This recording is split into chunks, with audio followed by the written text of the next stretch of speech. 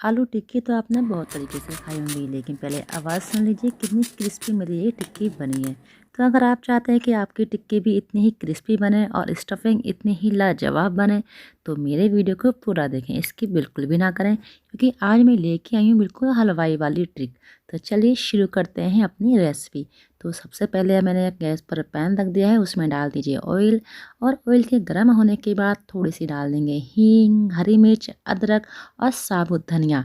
साबुत धनिया के साथ जीरा भी डाल दीजिए, क्योंकि साबुत धनिया का बहुत अच्छा टेस्ट आता है। इसमें मैंने मेथी की पत्तियां डाल दी हैं, यानी कि सूखी मेथी डाल दी है। और साथ ही मैं यहाँ डाल रही हूँ शिमला मिर्च और गाजर।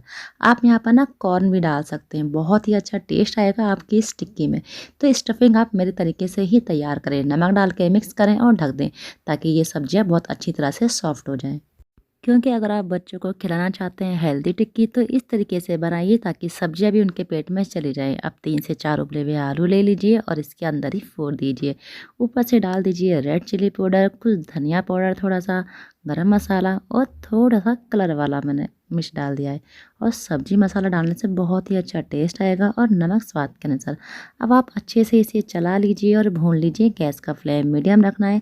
तो अगर आप चाहो तो इसके अंदर ना पनीर भी डाल सकते हो, या चना दाल को भिगा के उबाल के भी। तो मैं चना दाल बिल्कुल भी नहीं डाल रही हूँ, क्योंकि मेरे घर में किसी को पसंद नहीं है। मैंने यहाँ पर लिए फ्रोजन मटर।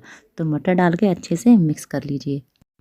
और पता है, आप इस स्टफिंग से बहुत सारी चीज़ें बना सकते हो। जैसे टिक्की के साथ साथ हम ब्रेड रोल बना सकते हैं, आलू पराठा बना सकते हैं, आलू बोंडा बना सकते हैं, या इडली स्टफ़ करके बना सकते हैं। और मिर्ची के पकोड़े तो बहुत ही लाजवाब। सैंडविच बना सकते हैं, या फिर स्टफ़ चीला बना सकते हैं। और हम इससे बना सकते हैं शिमला मिर्च स्टफ़ वाली, और भरवा टमाटर भी।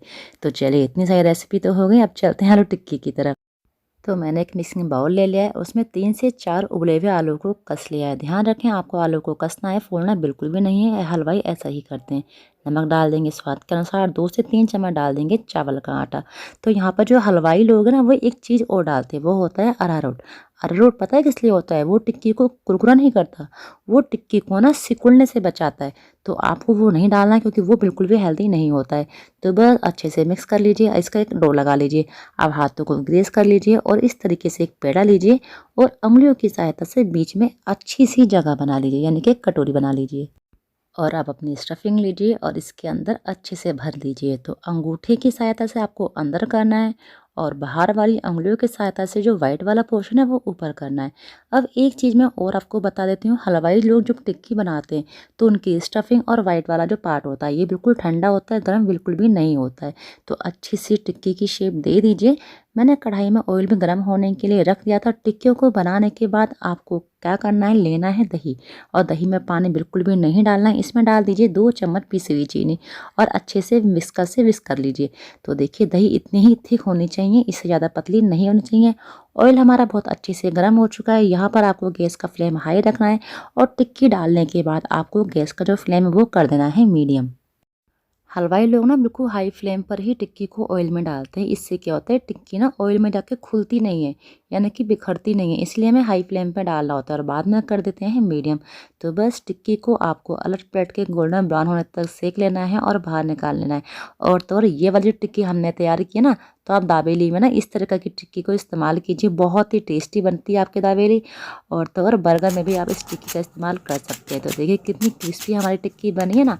तो आप इस तरीके से बनाइए, और इस तरीके से टिक्की बनाने के बाद घर में आप इस टिक्की को ना चटनी के साथ सर्व करने के साथ साथ चाय से भी एंजॉय कीजिए। और पराठा तो इतना अच्छा लगता है आलू टिक्की के साथ, बहुत ही लाजवाब। तो आप टिक्की को एंजॉय कीजिए। स्टफिंग देखिए कितनी लाजवाब है, अंदर तक भरी हुई है, और बहुत अच्छे से सिक भी गई है। तो चलिए चलते हैं सर्विंग की तरफ। तो टिक्की को सर्व करने से पहले मैं आपको बता दूं, हलवाई लोग जब टिक्की को सर्व करते हैं ना, तो कुछ कच्चे आलू को ना वो तल लेते हैं। तो अगर आप चाहो तो कच्चे आलू को ना गुटके की तरह काट के तल लीजिए, और फिर वो आप इसके ऊपर डालिए, बहुत ही लाजवाब लगेगी। तो इसके ऊपर दही डाल दीजिए, लाल चटनी डाल दीजिए, कुछ मसाले स्प्रिंकल कर दीजिए। मेरे पास ना हरी चटनी नहीं थी, तो मैंने क्या करा, जो चिली सॉस होते हैं ना वही डाल दिए। तो ऊपर से थोड़ी सी भुजिया डाल दीजिए, अनार के दाने डाल दीजिए, और जो हमने आलू बताए थे ना वो भी आप इसके ऊपर डाल दीजिए, और चैनल को कर दीजिए सब्सक्राइब। मिलती हूँ आपसे एक और नई वीडियो।